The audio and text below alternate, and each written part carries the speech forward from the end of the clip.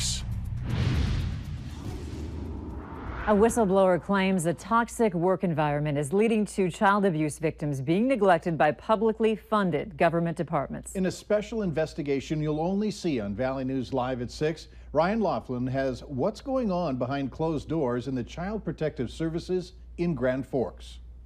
An anonymous whistleblower tipped off the Valley News Live investigators to a mass exodus here on the second floor in the Grand Forks County office building in the Child Protective Services Department. There's been a lot of turnover. Do you think the CPS department is functioning well and healthy and doing its job that it's supposed to? That's me in the office of Scott Hooper. He's the director of the Grand Forks County Social Services. He wouldn't go on camera, didn't even want his voice heard, but he told me he believes the CPS department is functioning well. The CPS department here is made up of 7 people, 8 if you include the supervisor, Tamara Bowling. In just over a year's time, 11 people have either quit altogether or switch departments. If that seems like a lot, it's because it is. Compare that to Cass County, a much bigger department made up of 21 people. In the same time there, only 4 people have left their CPS department. After the CPS department initially refused to give up public information, follow-up requests led us to this. I'm here at the steps of the Grand Forks County building and nobody would talk to us on camera, so we pulled some records.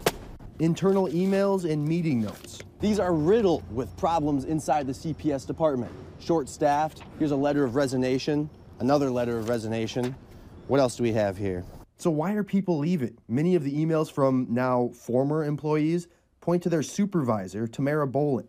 Tamara's lack of supervision and training in the CPS department. Here's another direct quote. Why is it always put back on us when Tamara is the real problem? Why do we get penalized because we bring our concerns forward? Another one, why don't we get an apology from Tamara for treating us like crap over the past year? This is handwritten notes from a meeting that says that their employees are at a breaking point. Here's one, some people are just not meant to be a supervisor.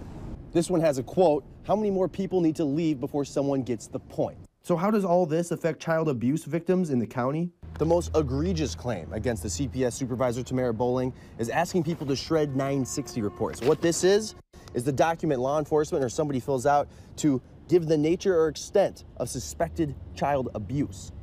If this document gets lost, nobody follows up with that kid. Has Tamara Bowling or anybody else in CPS destroyed 960 reports? Her boss, Scott Hooper, says he's aware of the shredding incident. He conducted interviews and said he found no proof that a 960 had been destroyed. Our anonymous whistleblower says she was personally directed by her supervisor, Tamara Bowling, to shred a 960 report.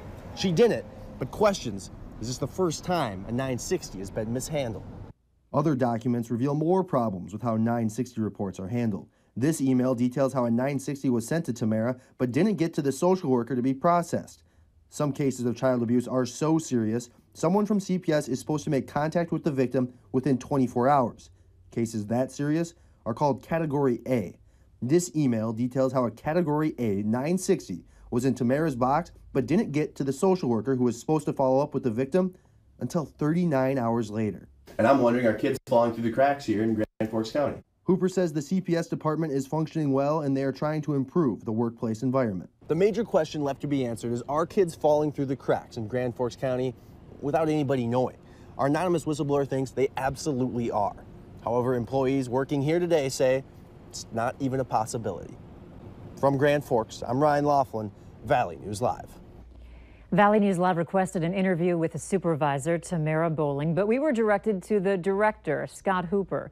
Hooper answers to the county commissioners, your elected officials in Grand Forks County. Our whistleblower tells us that she actually wrote a letter voicing her concerns to the county commissioners, but she never got a response. We asked the state's attorney in Grand Forks if it's illegal to destroy 960 reports. He didn't know and hasn't gotten back to us yet on possible legal repercussions. That story came to us through our whistleblower hotline. If you need help uncovering fraud or corruption in your community, give us a call, 701-237-6576, and leave your tip.